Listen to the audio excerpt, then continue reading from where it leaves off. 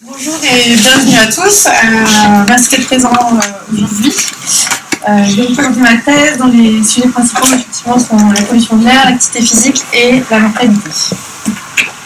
Pour commencer, il faut savoir que la pollution est responsable de 1 mort sur 6 au niveau mondial.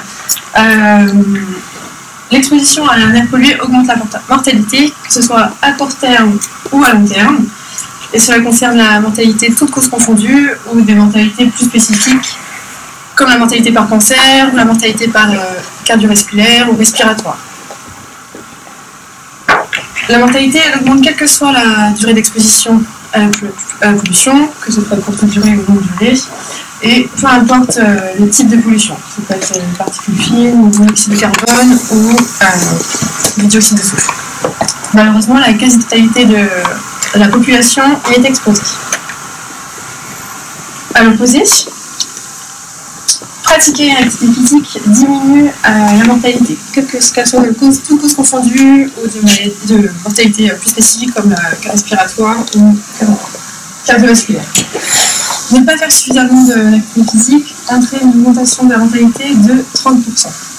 Il faut savoir aussi que le bénéfice de l'activité physique est présent dès les premières minutes de l'activité physique. Faire une activité physique régulière, elle apporte aussi des bénéfices sur la santé sur le long terme. Elle diminue l'incidence des maladies métaboliques ou des maladies mentales, par exemple. Les avantages d'une activité physique en milieu pollué font actuellement l'objet d'un débat. En effet, l'activité physique peut augmenter l'absorption des polluants atmosphériques, donc augmenter le niveau d'exposition à la pollution. L'activité physique dans l'air pollué a été associée à une augmentation de maladies cardiovasculaires et immunitaires. Certaines études ont même recommandé de ne pas faire de sport en milieu pollué comme le bord de route.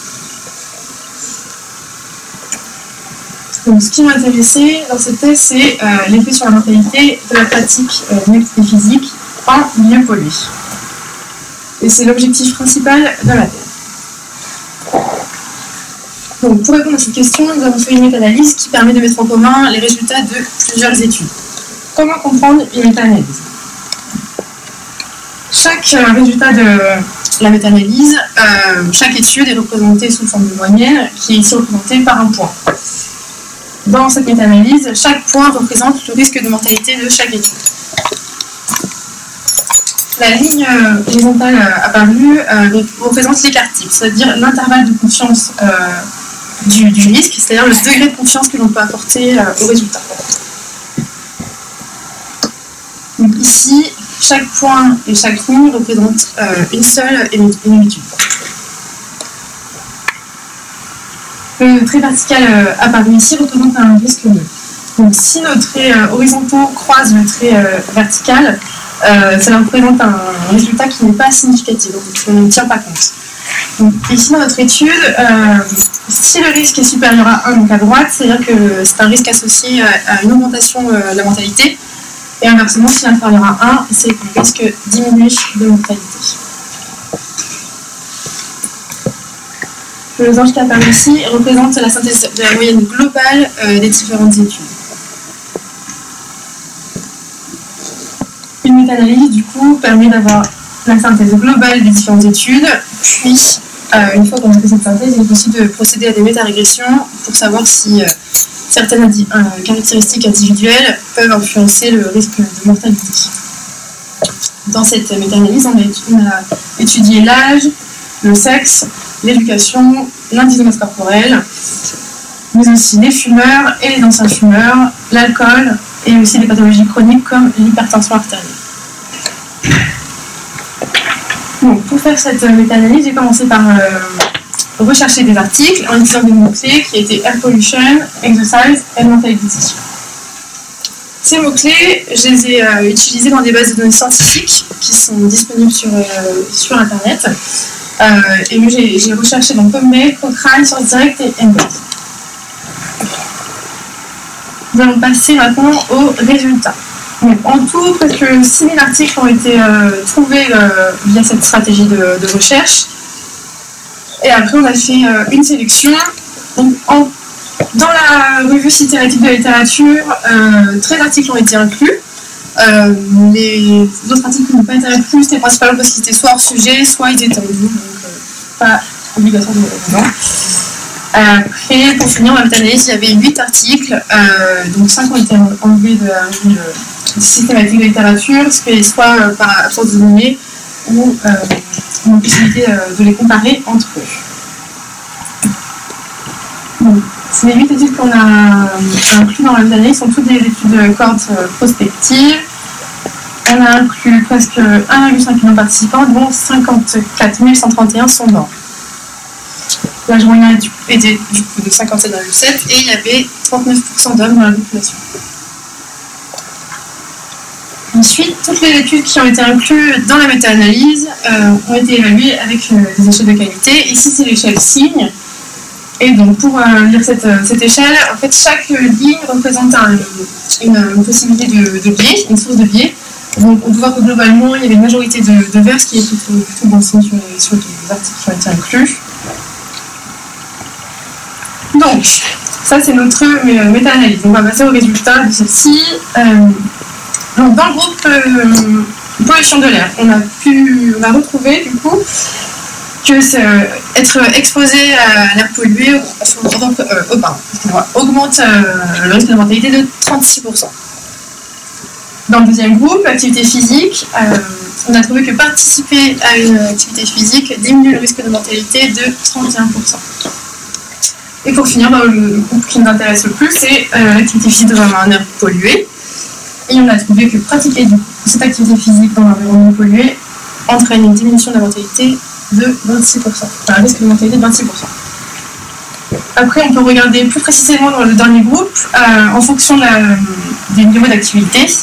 Donc, des niveaux d'activité bas de l'activité physique entraîne quand même une diminution de la mortalité de 19%. Un niveau modéré d'activité physique entraîne une diminution de 32% du risque de mortalité. Et pour finir, dans le haut niveau d'activité physique, cela diminue le risque de mortalité de 30%. À noter, dans la méta-analyse, nous n'avons pas retrouvé d'effet dose-réponse, probablement par le manque de puissance, quel que soit le groupe. Donc, pas d'effet dose dans le groupe pollution de l'air et activité physique, dans le groupe physical activity et le groupe activité physique en environnement pollué. Ensuite, donc, on va parler des méta-régressions. Donc ça, c'est le tableau des méta-régressions. Le risque, il y a la barre du risque au milieu, le risque 0. Si c'est supérieur à 0, ça veut dire que ça augmente le risque de mortalité. Et si c'est sur la gauche, donc inférieur à 0, cela veut dire que le risque est diminué. Et sur la dernière colonne, on a la p-value, donc ça c'est la valeur de probabilité. Donc, ce qui est en gras, ça veut dire que c'est significatif. Donc, on va commencer par l'âge. Pour l'âge, ce n'est pas forcément dans les méta-régressions. On n'a pas trouvé d'influence de cette caractéristique individuelle. Ensuite, concernant le sexe des individus, on a du coup trouvé que les femmes, lorsqu'elles sont exposées à la pollution, sont plus à risque que les hommes. Alors que, dans l'autre sens, elles font de l'activité physique, que ce soit en milieu pollué ou en milieu non pollué, elles sont plus protégées que les hommes. Ensuite, nous avons étudié du coup l'éducation. Donc on a trouvé que l'éducation, quel que soit le groupe, dans le groupe pollution de l'air, le groupe activité physique et le groupe activité physique dans un environnement pollué, dans ces trois groupes, cela entraîne une diminution du risque de mortalité. Ensuite, l'indice de masse corporelle n'est pas ressorti dans les statistiques. Concernant les fumeurs, on a retrouvé que le fait de fumer augmente le risque de mortalité lorsque les fumeurs pratiquent une activité physique dans un milieu non pollué. Toujours concernant le tabac, on a étudié les anciens fumeurs qui ont eux une tendance à avoir un effet plus protecteur lorsqu'ils pratiquent une activité physique dans un milieu pollué. Ensuite, concernant l'alcool, on a retrouvé que les personnes buvant trop d'alcool auraient tendance à être moins bien protégées lorsqu'elles pratiquent une activité physique dans un environnement non pollué.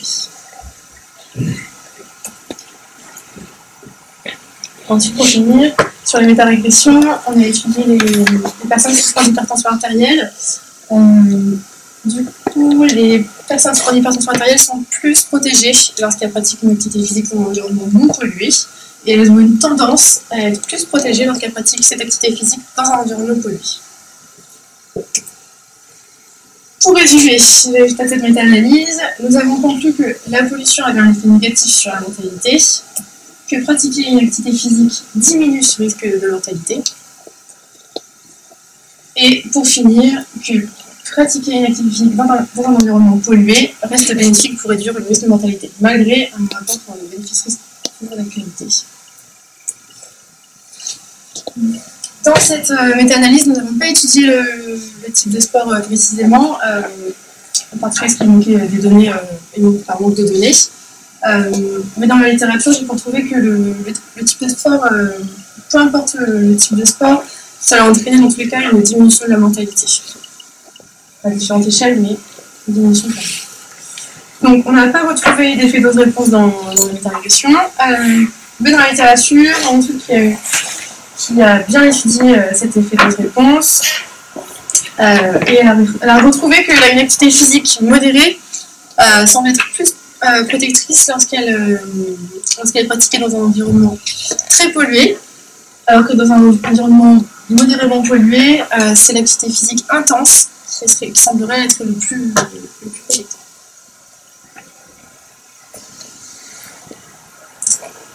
Dans la littérature, il y a peu de preuves que le port du masque diminue l'absorption des polluants atmosphériques. Par contre, ce qu'on sait dans la littérature, c'est que le port du masque n'influence pas les performances sportives et qu'elle a un impact, que le port du masque a un impact très minimal sur les variables physiologiques.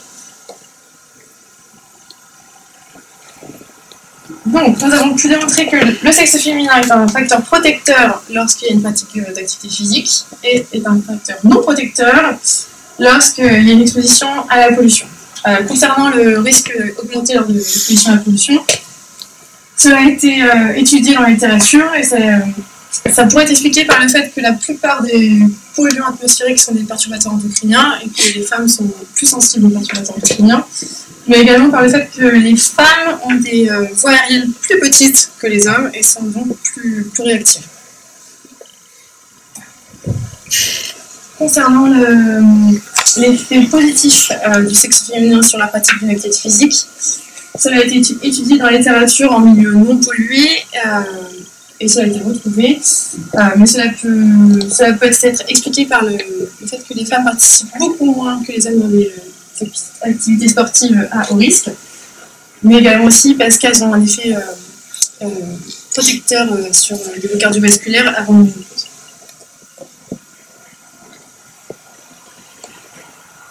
Comme autre caractéristique qui est ressortie au niveau de la méta-régression, on a l'éducation, qui est donc un facteur protecteur au niveau de chaque groupe. Donc avoir une éducation supérieure ou égale au lycée protège au niveau de la mentalité dans tous les groupes, dans le groupe activité physique, dans le groupe pollution et dans le groupe activité physique et en milieu pollué. Cela peut être expliqué par le fait que les personnes qui sont issues des milieux moins éduqués ont en général plus d'accès à une alimentation saine et équilibrée et plus accès à des soins médicaux pour soigner d'autres pathologies. Ensuite, pour les fumeurs actifs, nous avons trouvé que l'exposition à la pollution augmente encore plus le risque de mortalité chez les fumeurs, ce qui pourrait être expliqué parce que chez les fumeurs, ils ont une sensibilité majorée aux polluants atmosphériques du fait d'une hyperréactivité bronchique qui est due au tabac. Dans notre méta-analyse, on a aussi retrouvé que les fumeurs, que la pratique d'une activité physique augmente le risque de mortalité chez chez les personnes fumeurs. Nous, dans la littérature, on a retrouvé l'opposé. On a trouvé que l'activité physique avait un effet bénéfique aussi chez les fumeurs. Mon travail présente bien évidemment des limitations. Donc, tout d'abord, il y a le biais de publication, qui se base uniquement sur des articles publiés. Je n'ai retrouvé que 8 articles que j'ai pu intégrer dans la méta-analyse. C'est un peu compensé par le fait que ça a presque 1,5 million de participants dans la méta-analyse. Comme on a utilisé plusieurs études pour la méta-analyse, donc il faut prendre en compte aussi les biais inhérents à chaque étude. On a également aussi un biais de déclaration, car dans toutes les études, l'évaluation de l'activité physique était faite à base d'auto-questionnaires et de questionnaires. Mais ça peut être un peu compensé parce que toutes les études ont des questionnaires, donc c'est un peu moins possible. Elles ont tous utilisé la même méthode. Mais des auto-questionnaires, c'est pas l'idéal, comme c'est la personne qui répond au questionnaire elle-même. On a également un biais de mesure, donc ça c'est plutôt par rapport à l'évaluation de la pollution, parce que certaines études utilisaient des données à base de satellites avec des modélisations, et d'autres études utilisaient des données directement mesurées au sol. Et un dernier biais concernant l'hétérogénéité de la population, certaines études avaient des critères d'inclusion différents des autres. Par exemple, il y a un article qui ne sélectionnait que des femmes, ou un autre qui ne sélectionnait que des hommes, enfin que des personnes de plus de 65 ans. Et pour finir, voici ma conclusion. Même en milieu très pollué, faire de l'activité physique reste bénéfique sur la mentalité. Merci. Merci beaucoup.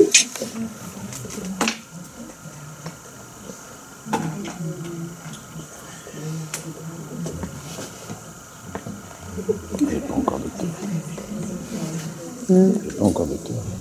Ça me serait dernier.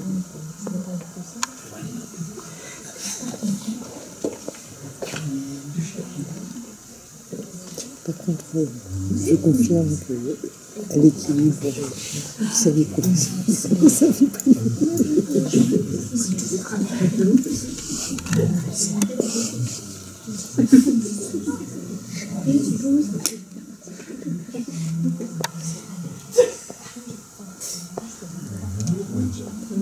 Tu entends bien ce qu'il disait? J'ai vraiment un problème. J'étais obligé de me concentrer. C'est vraiment une fréquence que je... Parlez pas fort, hein. J'ai prêté l'oreille aussi.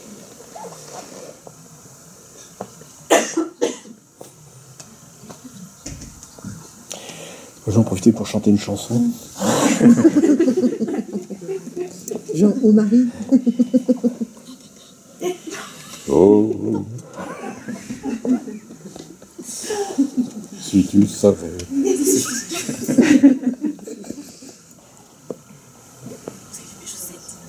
Oh. Très joli. T'es jalouse? T'es jalouse?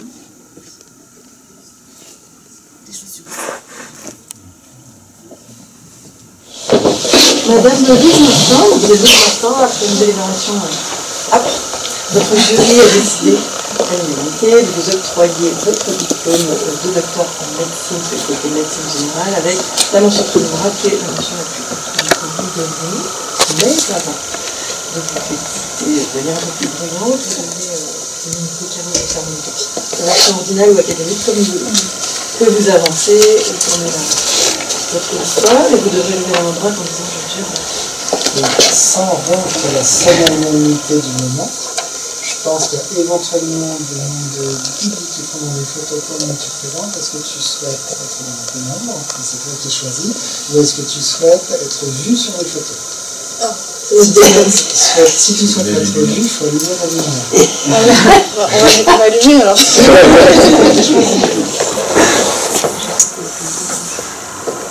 En présence des maîtres de cette faculté et de mes chers condisciples, je promets et je jure d'être fidèle aux lois de l'honneur et de la probité dans l'exercice de la médecine.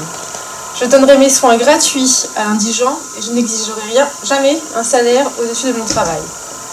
À demi, dans l'intérieur des maisons, mes yeux ne verront pas ce qui s'y passe, ma langue taira les secrets qui me seront confiés, et mon état ne servira pas à corrompre les mœurs, ni à favoriser le crime. Respectueux et reconnaissant envers mes maîtres, je rendrai à leurs enfants l'instruction que j'ai reçue de leur père. Que les hommes m'accordent leur estime si je suis fidèle à mes promesses, que je sois couvert d'opprobre et méprisé de mes confrères si j'y manque. Je le jure. Félicitations.